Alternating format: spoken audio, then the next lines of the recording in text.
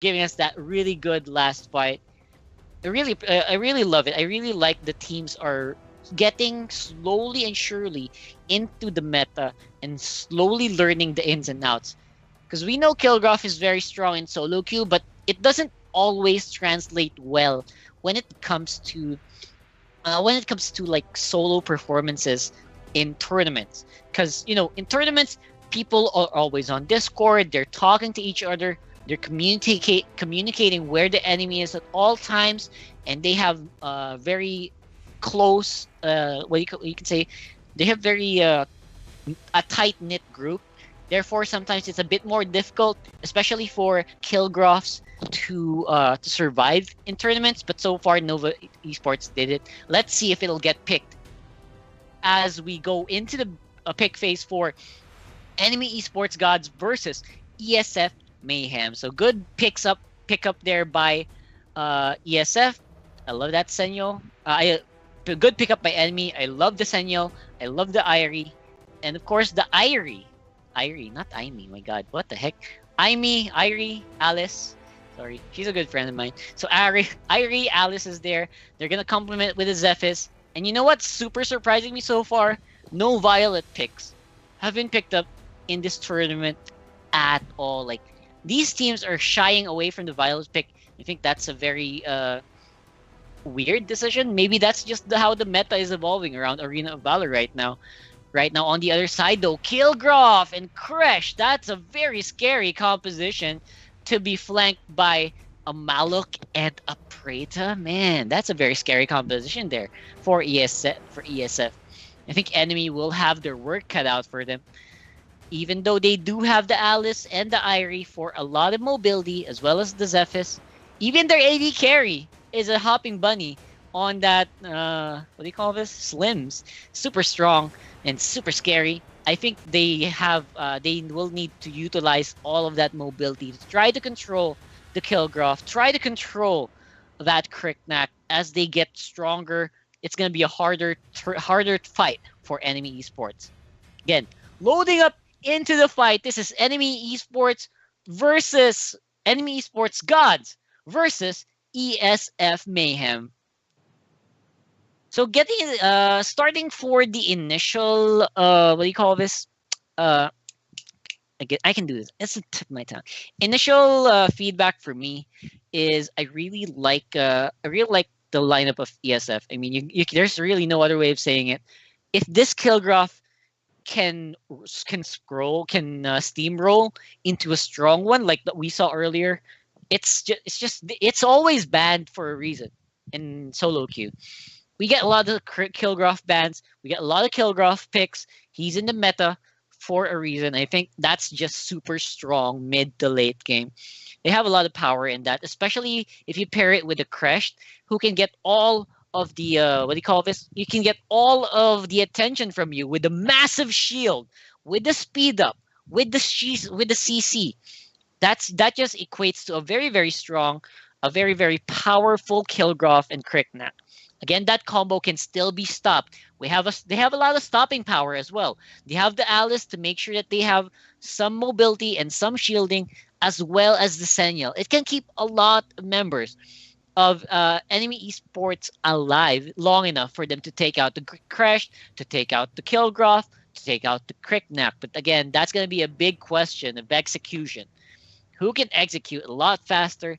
Who can make sure that their carry is alive? Carry for Enemy will be the win condition for Enemy will be if this Zephys and if this I forgot the name of the bunny, Slims. If this Slims can ramp up, that's the biggest question that we have, and that is something that will be answered as we load up into the Antares battlefield. Last game for the day: EnemyE-Sports Gods versus ESF.MAYHEM.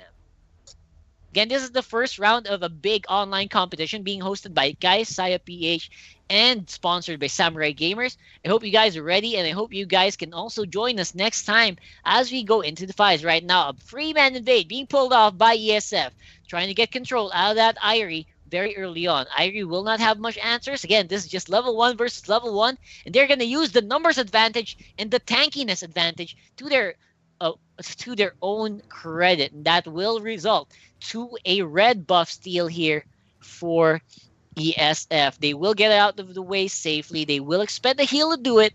But again, that is something I think they're willing to trade off. This is going to be a lot up to the Preta. How well can the Preta control the mid lane, and how well can the Slims counter that as well? All these waves, all these plague waves are going to be a bit more difficult to deal with as time progresses. Again, that Slims is not the tankiest of heroes. He will be getting roamed on by the Crushed multiple times as well. Crushed is trying to back off. Displacement there by the Preta doesn't really equate to much. As again, this is going to be a lot the battle of the carries.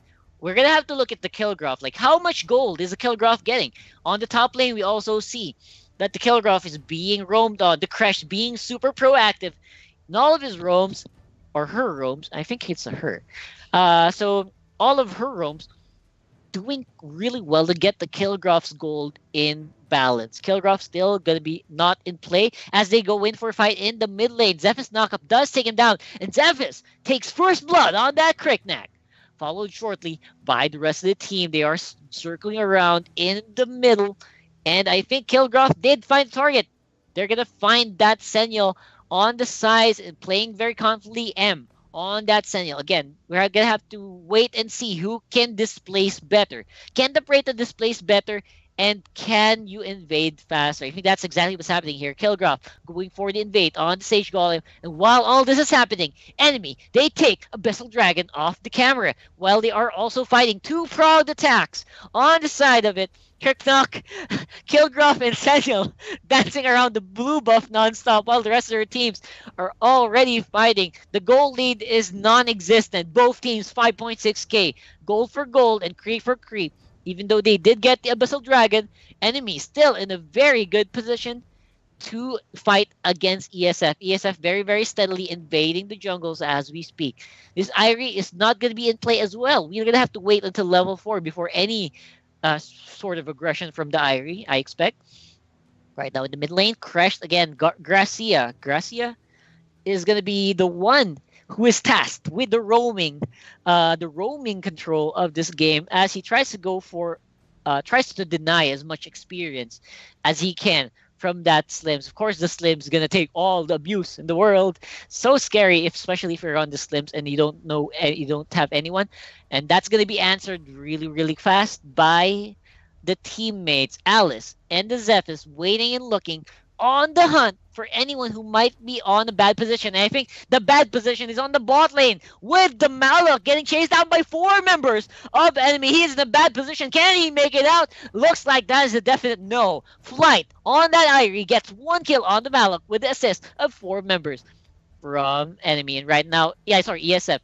Sorry, that's right, enemy. What the hell am I saying? Right now, Gracia, ESF is very mad. They're going for the tower. Even though they are a man down, they will still go for the fight. Senyo Ultimate will make it a very unfair fight. As 4 members of enemy go in and kill Gracia on that crashed and followed suit by the Cricknack. He will be kept safe by Fluke on this Malok. That will force enemy back, but I think that's a great fight for enemy. But you know what the funny thing is about that, guys? Even though they did get the gold lead from the turret, they are still pretty much dead even. I mean, it's so funny how that's happening. I think enemy is I think Mayhem is doing such a good job keeping up with the gold that even that's the gold coming from minions and their side jungle, that even though EnemyE-Sports is getting all the major objectives around the map, they're getting the towers, they're getting the dragon. Even though that is happening, they're still keeping pace on the gold. Look at that, 300 gold. Are you kidding me? Right now, they are trying to extend that even further as they go for a fight in the mid lane, but instead they get answered by ESF. They are getting on that Alice. Alice very, very mobile and very tanky, gets out alive while the rest of the members of enemy answer it with 2 kills in the mid lane, followed very closely for sure by this Cricknack. Senyo Ultimate will get popped out as they fight under the tower. Larry gonna be kept safe by the members of his team. Malok is in the back, and the Kilgraph is looking for blood. He takes out the Slims on the back line, but will pay for it with his life, with that tower gold. With the tower hit, rather. And this is looking like a very, very back and forth game here for Enemy Esports and ESF. They're showing up their cards all over the map. In the mid lane, though, ESF is going to try to answer with a push of their own. The Sentinel is actually very, very low. They could get the tower if they want to. Do they have that much confidence in their bodies? I think they do. The Alice is going to be the lone defender on the mid lane.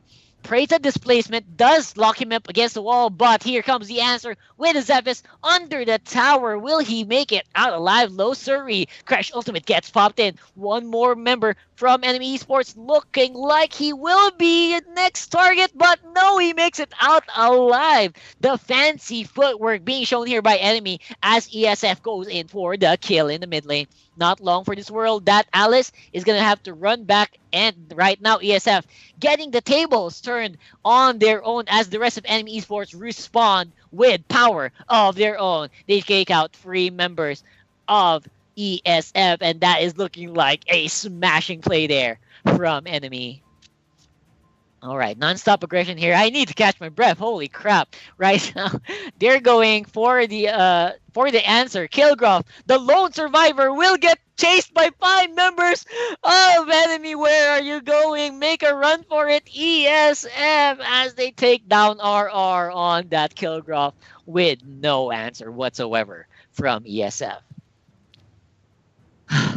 God damn. That was a very, very prolonged fight there by Enemy Esports.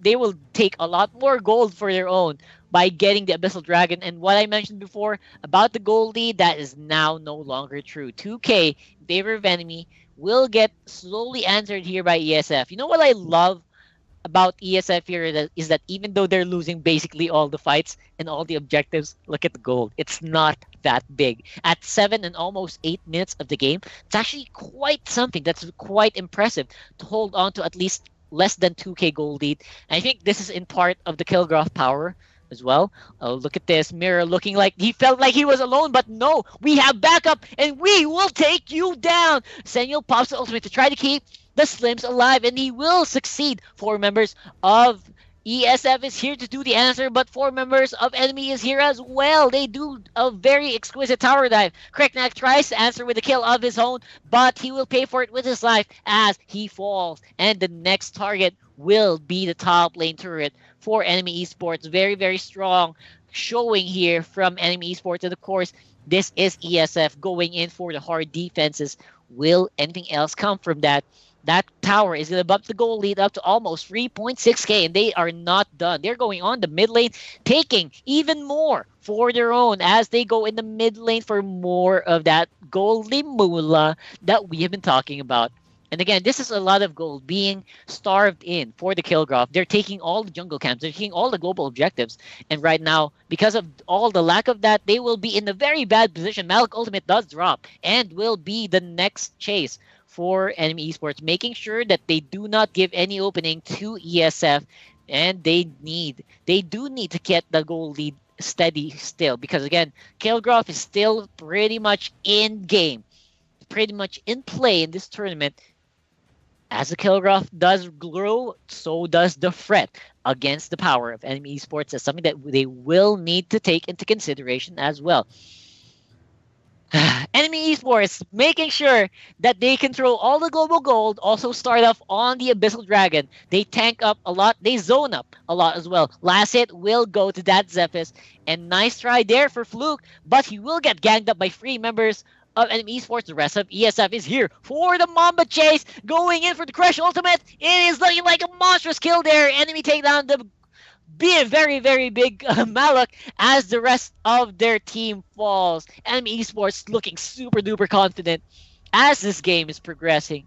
Lovely gameplay there. While all of this is happening, split push being done. Solo power here by the Kilgraph. Will he beat the push? And he does beat the push by 4 members of Enemy Esports. What the hell is happening right now? ESF, they are fighting tooth and nail for the goal in 4 control.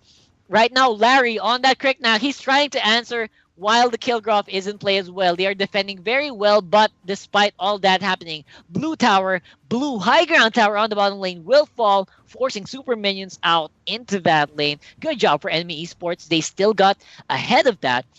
But man, I did not expect ESF to put up this strong of a fight at this point of the game. They already lost so much. I'm actually surprised they're still breathing. Good play here from ESF, making sure that their and their kill graph is still very, very powerful. Right now, 4 members of ESF are still in play as they go around the top side area, and they will be answered by enemy. Oh my god, great positioning there for enemy esports, taking out multiple members and splitting up the group in half. This is divide and conquer, ladies and gentlemen, and enemy esports looking like they're on a roll. Top mid inner tower does go down, and I think Kilgroff is gonna go for the hero play. Will he be able to pull it off? Apparently not. Senyo very, very tanky, despite taking up a lot of the goal, a lot of the hits from the mid lane. They do survive it, and the great defense again pulled off by ESF. But looking like enemy esports, they also want to get more advantages. They do realize they have map control. They will go for the Dark Slayer push. Shout out to everyone still on chat. Good job. Thank you guys. Oh my god. Very lovely Dark Slayer take there. And I think it's very well deserved for enemy esports. They have a lot of control in this game. And they're pulling off the Irie and the Senyo quite well. I mean, Irie is usually, you would expect the Senyo to be the lone split pusher in these kinds of games. But if you put in an Irie, once the Senyo ult pops in, Irie can still continue the split push, and I think that's very, very good. If the Irie goes into play later, just look at that goal lead by the Slims and by the Irie. 8.1, 8.2k to 9k. That's basically double of some of the members of ESF. But again, ESF, you have to commend them. They are putting up such a good defense. Again, this is again because of the power of the Cricknack and the Killgraph. Once a great executed Crash ultimate always saves the day, and I think that's their saving grace as well. Enemy esports, though, growing slowly and steadily by the minute. Senyel tries to start it off. Malak ultimate creates a big zoning field as the rest of enemy looking for a way in. But no, Senyel gets shut down by the Cricknack, and right now all members of enemy esports are going for the full retreat.